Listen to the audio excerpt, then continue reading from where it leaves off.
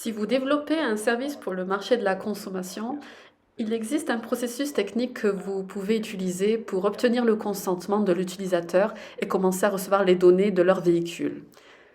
Je vous montre dans cette session de notre OpenDev Training à quoi cela ressemble. Et nous commençons avec un visuel de notre parcours client complet. Ici, nous pouvons voir de gauche à droite ce qu'il se passe lorsque le consentement est demandé et comment le consentement est donné par le propriétaire du véhicule. Commençons par la partie de gauche, cela serait votre service. Cela commence toujours par votre propre service. Cela peut être un site web, une application web ou une application mobile. Tout cela est pris en charge techniquement.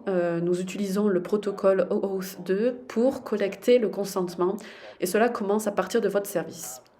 Vous demanderiez ici à l'utilisateur de s'inscrire, cela peut être un utilisateur existant, et vous avez une solution pour eux de connecter leur véhicule, comme pour un service Link My Car par exemple. Et bien sûr, pour que l'utilisateur puisse comprendre pour quel objectif, s'il s'agit d'un produit d'assurance, peut-être qu'ils peuvent prétendre à une offre moins chère d'assurance s'ils souhaitent partager le kilométrage de manière hebdomadaire ou journalière, ou s'il s'agit d'une application relative au chargement de la batterie et que votre service souhaite surveiller l'état de leur batterie. À partir de là, vous intégrez ce lien, vous obtenez ce lien de notre console de développement et la prochaine étape se situe ici au milieu qui correspond à ce qui se déroule du côté de High Mobility. Nous avons le service driver où nous informons à propos du consentement qui a lieu et nous les notifions de ce consentement.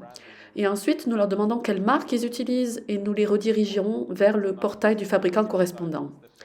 Ce sont les étapes qui sont montrées du côté de High Mobility. C'est différent d'un fabricant à un autre. Il y a toujours aujourd'hui quelques différences entre les fabricants. Et dans certains cas, il n'y a aucune étape du côté de High Mobility. Nous pouvons aller directement à la dernière étape qui correspond au portail du fabricant. Tous les véhicules connectés viennent avec un accès vers un portail fabricant. Pour Ford, il s'agit de Ford Pass. Pour BMW, il s'agit de BMW Connected Drive. Pour Mercedes-Benz, c'est Mercedes-Me. Nous avons intégré toutes ces API des différents fabricants automobiles pour que l'utilisateur puisse passer par toutes les étapes de manière officielle et donner leur consentement sur son compte fabricant. Une fois qu'ils y sont, ils seront présentés par les données qui seront consultées, dans quel but, et ils peuvent y consentir, et à tout moment, ils peuvent y retourner pour voir le partage de données en cours, mais aussi révoquer cet accès depuis le portail du fabricant s'ils le souhaitent. Une fois que ces étapes ont été accomplies, il y a une redirection pour l'utilisateur, une redirection vers votre service. Vous pourrez donc récupérer des données et le premier jeu de données sera disponible généralement après que la voiture soit conduite. C'est un flow, un processus complètement intégré et tout est géré par nous ou le fabricant automobile et au final nous obtenons donc le consentement de l'utilisateur. De la même manière, vous pouvez également utiliser notre API afin de révoquer cet accès.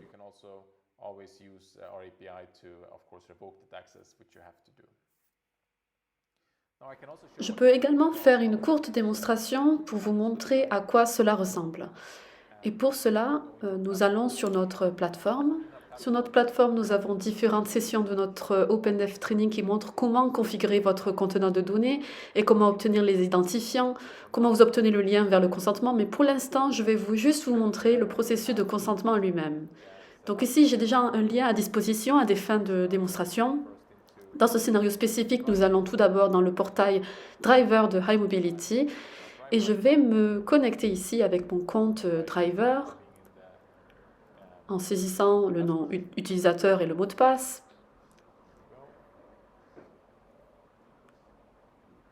Si vous n'avez pas de mot de passe, il est toujours possible de s'inscrire directement dans ce processus lorsque vous utilisez cette méthode de consentement. Je suis instantanément notifiée ici à propos de quelles données seront consultées. Donc vous pouvez voir ici que c'est un consentement de test. Ceci serait le nom de votre service qui est affiché, ainsi que la marque qui est concernée, car j'ai déjà quelques véhicules de cette marque connectés à mon compte. Et pour chacune des catégories de données, Nous pouvons également voir le détail, par exemple ici la valeur de l'odomètre, l'état des portes, l'état du moteur et la localisation du véhicule. Bien sûr, cette application de test demande beaucoup de données à l'utilisateur. Lorsque vous développez un service, vous devriez toujours minimiser la collecte de données pour que les utilisateurs acceptent de les partager. Une fois qu'ils acceptent, le processus se termine dans le portail OEM, le portail du fabricant, et retourne vers votre service. Les utilisateurs peuvent également ajouter un nouveau véhicule en sélectionnant la marque. Toutes les marques activées pour votre conteneur de données sont affichées ici et l'utilisateur peut entrer le VIN dans le cas ici de BMW. Pour certains fabricants, il n'est pas nécessaire d'entrer le VIN, ils peuvent simplement sélectionner le véhicule directement dans le portail du fabricant. Cela dépend vraiment de la façon dont le fabricant a conçu l'API de leur côté. Voilà comment le consentement est recueilli. Bien sûr, la dernière chose à faire dans votre service est de vous assurer que vos conditions générales et votre politique de confidentialité sont à jour selon la RGPD, stipulant comment vous utilisez ces données et dans quel but, la rétention des données, etc. J'espère que cela vous a été utile. Je vous dis à bientôt lors d'une autre session de notre OpenDev Training.